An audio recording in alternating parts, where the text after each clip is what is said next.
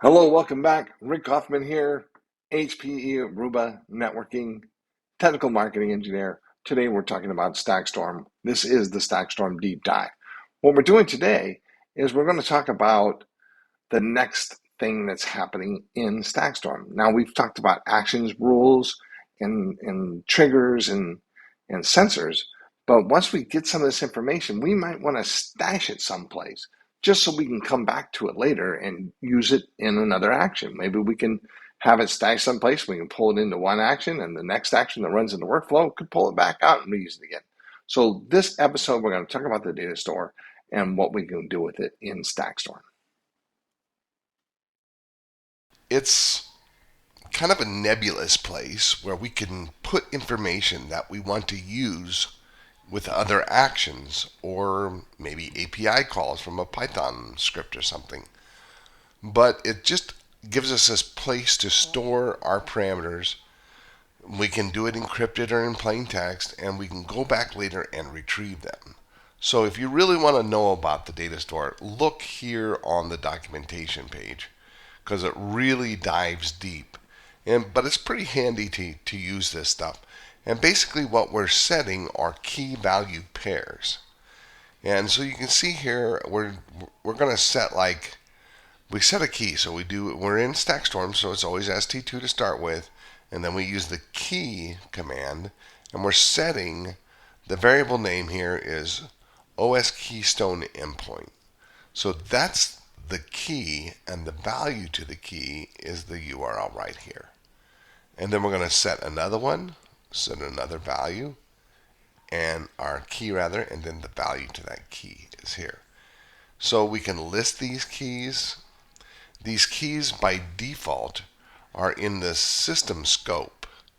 So if you were just to say st2 key set my URL and you gave it a URL name, it would be in the system scope. You can say a very specific scope, like a particular user or something. So here I'm saying down here, user equals John. So only John has these particular values that he's able to call up when he runs actions. So I'm not going to go too far into this, but you can get really deep and do all sorts of crazy stuff with this. You can set the keys, you can get the keys, you can delete the keys. Okay, I'm just going to kind of show you this documentation here, but and point out some of the interesting things. You can store an object. So here is the key, complex data, and it's actually this little JSON string here. That is the value of that. So you can get pretty complex. And here is a JSON file on the disk that we have key value pairs in that.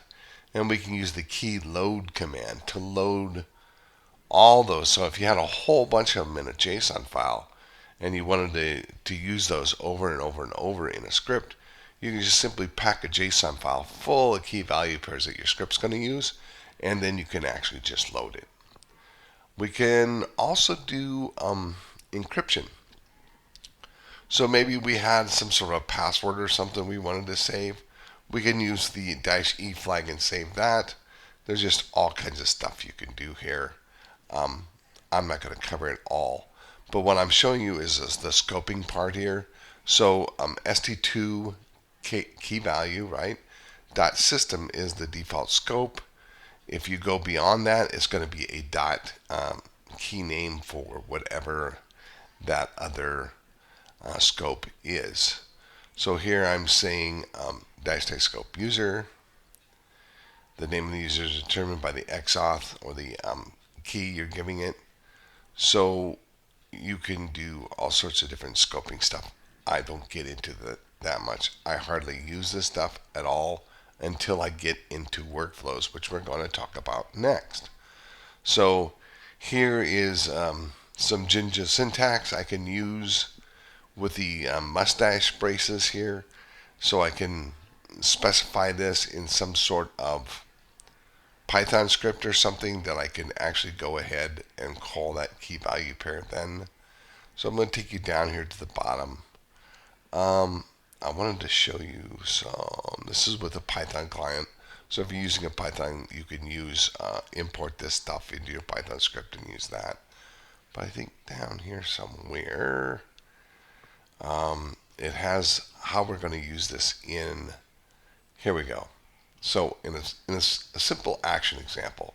So when we're writing our actions, we can actually use the mustache braces here and specify our key value pair here. So st2 system, and this would be the key that we put on there.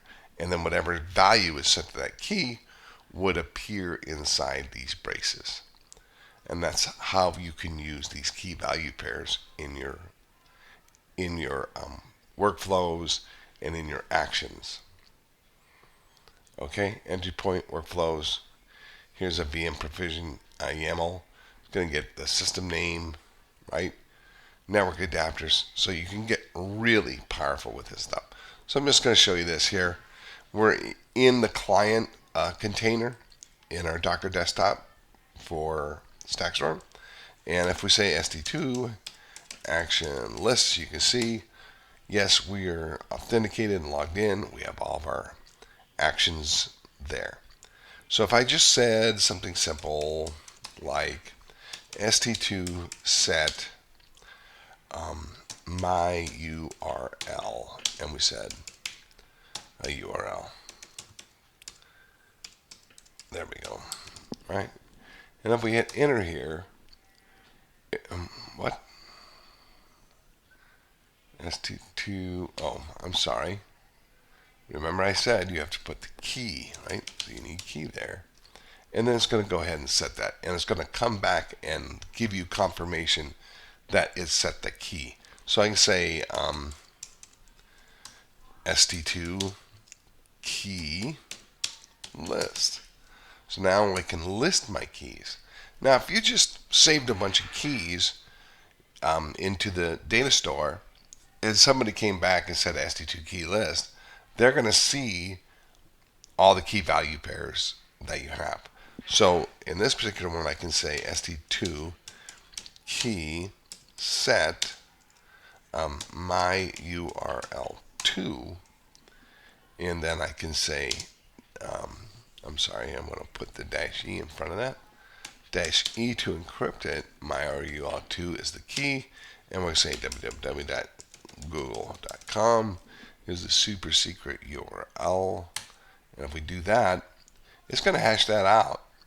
And now if somebody comes back and says st2 key list on you, they're going to see the stuff that's not encrypted, but they will never see the value for the st2 my URL2 unless they unencrypt it. So that's pretty much a quick overview of what the data store does for us. But when we get into workflows, we're going to start using this thing called the context. So that's where we're going to store the arrays and things that we can get with our actions. We run like an action to go and say, go to this application, give me all the alarms, and I'm going to take all those alarms and I want to do something with them. But I'm going to have another action that does that. Remember, we said actions need to be like these singular things, like go get the alarms. Fine.